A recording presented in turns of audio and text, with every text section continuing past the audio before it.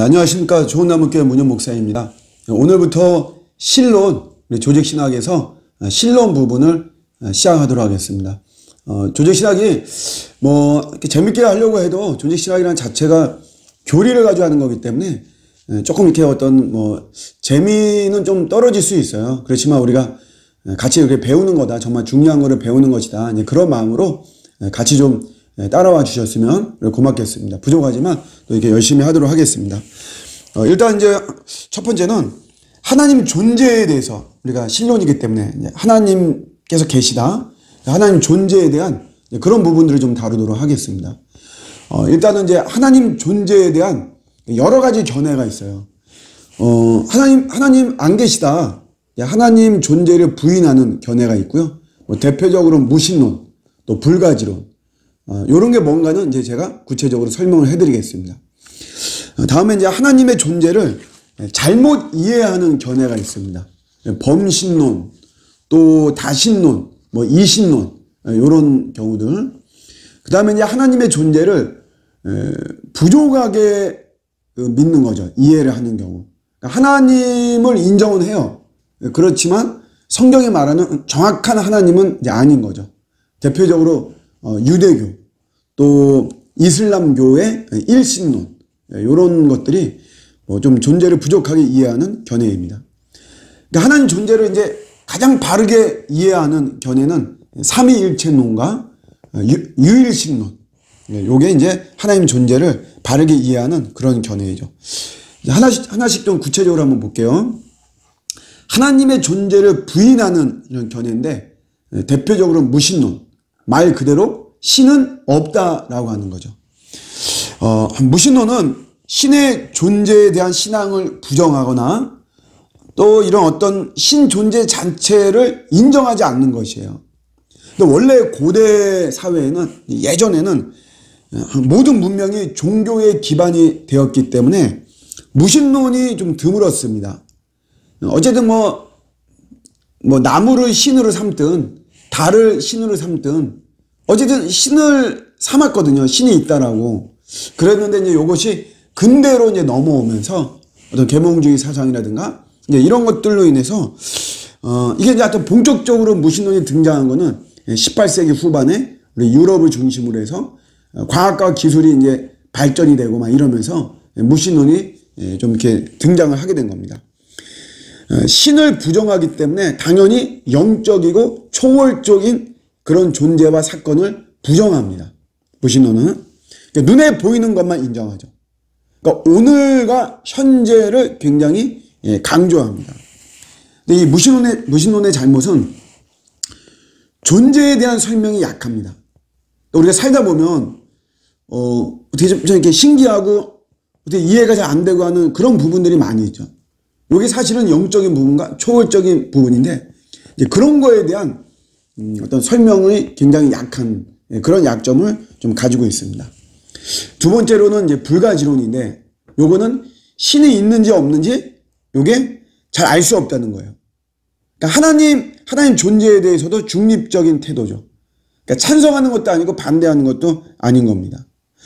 인간의 물리적 세계는 연구할 수는 있어도 영적인 세계, 요거는 접근할 수 없는 거기 때문에 우리 신이 존재하는지를 결코 알 수가 없다. 이렇게 이야기를 하죠. 요 불가지론의 또 약점은 뭐냐면 계시를 부정하는 거죠. 여러분 성경에 우리 로마서 1장 20절에 보면 창세로부터 그의 보이지 아니하는 것들 곧 그의 영원하신 능력과 신성이 그 만드신 만물에 분명히 보여 알려졌나니 그러므로 저들이 핑계하지 못할지니라. 이렇게 말씀이 되어 있죠. 이미 온 세상이 다 있기 때문에 하나님 존재를 부정할 수 없다는 것이에요.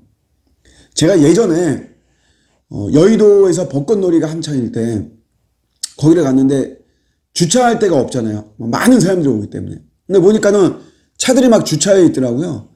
그래서 저희도 이제 거기다 주차를 했죠. 주차를 하고 이제 구경을 다 하고 이렇게 왔는데 보니까 제 차를 소위 말하는 딱지를 끊고 있어요. 경찰관이. 그래서 이제 제가 아니 여기 주차할 수 있는데 주차했는데 왜 스티커를 발부하냐 그랬더니 현수막을 하나 가르치더라고요. 그 현수막을 보니까 거기에 그 빨간 글씨로 주차 금지 있다. 그래서 여의도 벚꽃 여기 오신 분들은 뭐 저쪽에 주차장이 마련되어 있으니 거기 주차하지 여기에는 절대로 주차하면 안 된다 라고 하는 현수막이 딱 있어요. 그러니까 그거 딱 보니까 제가 더 이상 핑계나 항의나 할 수가 없는 거예요. 하나님께서 만드신 만물에 창조자 하나님에 대한 모든 것을 다 하나님이 거기에 계시하고 계시기 때문에 여러분 우리가 하나님 알 수 없다 이렇게 할 수 없는 것입니다. 불가지로는 그런 부분에 굉장히 좀 약한 부분이죠. 하나님의 존재를 잘못 이해하는 견해, 범신론. 모든 게 다 하나님이다. 모든 게 다. 존재하는 모든 것이 다 신이다. 우주, 자연, 세상, 물질 그 자체가 전부 다 신이라는 거죠. 인도의 힌두교 있잖아요. 그게 범신론의 대표적인 거죠. 도교도 이제 비슷해요. 도교도 이제 결국 도교는 우주와 사람은 하나다라고 이렇게 이야기하는 거죠. 근데 이것도 이제 이론론인데 잘못은 뭐냐면 연결되어 있는 거지 하나는 아니죠. 하나님과 우리 사람이 연결되어 있는 것이지 여러분 우리가 하나인 것은 아니죠. 사람이 오는 우주 만물과 다 연결은 되어 있는 것이지 여러분 사람과 우주가 전부 다 하나는 아니에요. 뭐 우리가 부부관계도 우리가 연결되어 있어서 마치 일치하는 어떤 모습으로 이야기하는 거지 하나는 아닌 거죠. 도교의 어떤 잘못은 그런 겁니다. 특별히 이제 이런 그 범신론은 누가 피조물이고 누가 창조주냐 이런 거에 대한 구분이 좀 애매모호합니다. 뭐 다 신이다라고 하니까 그러면 뭐 달도 신이고 뭐 해도 신이고 뭐 이러면 도대체 누가 피조물이냐 누가 창조주냐 뭐 이런 거에 대한 좀 그 구분이 잘 안 되는 이런 잘못이 있습니다. 이런 것이 이제 현대는 요즘은 어떻게 나타나야 하면 뉴에이지라고 들어보셨죠? 뉴에이지. 어떤 문화 속에 굉장히 많이 이제 파고들었는데 요런 모습으로 범신론이 좀 업그레이드 됐죠. 그래서 모두가 다 신이라는 거예요. 너도 신이고 나도 신이고 그러면서 상대방에게 다 우리가 신이니까 서로 강요하지 말라.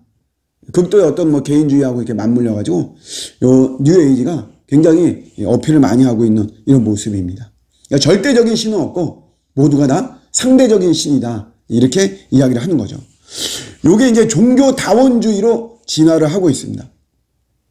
종교다원주의는 결국은 한마디로 말하면 모든 게 다 정상에서 만난다는 거죠. 산으로 비유를 해가지고 올라가는 루트가 다를 뿐이지 결국에는 전부 다 정상에서 만나는 것이다. 그러니까 모든 종교 다 하나다 그냥. 기독교도 그냥 그런 산으로 올라가는 정상에 올라가는 하나인 것이지 그 어떤 뭐 유일성, 독특성 이런 거 아니다라고 이렇게 이야기를 하고 있습니다. 그래서 모든 종교가 하나님의 어떤 전체 모습을 조금씩 다 가지고 있기 때문에 결국 종교를 다 이렇게 합하면 이제 그러면 이제 하나님이 나온다는 거예요. 그러니까 우리 기독교는 사랑, 불교는 자비, 또 뭐 유교는 인애, 도교는 자연, 뭐 그래서 이런 걸 다 합하면 그때 이제 하나님의 진짜 모습이 나오는 것이다. 이렇게 이야기를 하고 있습니다. 하나님의 존재를 잘못 이해하는 어떤 범신론을 이야기하는 것이고요. 다신론 있죠, 다신론. 이거는 신이 뭐 우리 사투리로 말하면 겁나게 많다는 거죠. 신이 엄청 많다. 다신론. 하나님은 그 중에 하나의 신일 뿐이다 라고 이야기를 하는 것입니다. 이신론이 있어요. 또 이신론이 있는데 요거는 하나님이 세상을 창조한 거는 맞다 이거. 이제 신이 좀 다르다는 거죠, 이게. 그래서 그 내용은 하나님이 세상을 창조하는 게 맞는데 근데 그 하나님이 지금은 활동을 하지 않는다라고 하는 것이에요. 그러니까 창조의 하나님 예스 맞아요. 근데 섭리 세상을 이렇게 통치하시잖아요. 섭리의 하나님은 노. 이게 이신론입니다. 그러니까 하나님은 세상을 창조하시고 지금은 뒷짐지고 계시다라고 하는 거예요. 그런데 여러분 성경에서 하나님과 우리와의 관계를 설명할 때 가장 그 아주 강력하게 그 비유로 설명하는 게 뭐냐면 부모 자식 간의 관계로 우리를 설명하죠.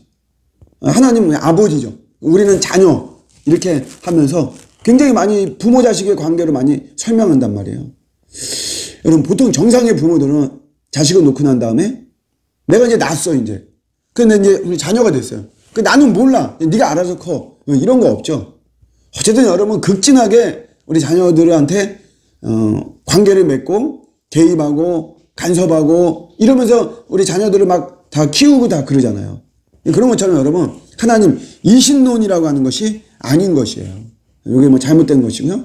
그렇기 때문에 가장 우리 하나님의 존재를 바르게 이제 이해하는 게 그게 삼위일체론입니다. 삼위일체론. 그리고 유일신. 유일신은 단 하나의 신이라고 하는 것보다도 다른 신들이 없다라는 거죠. 유자가 오직 유자예요. 오직 유. 오직 하나님 한 분이다. 숫자적인 개념보다는 구별적인 개념을 가지고 있습니다.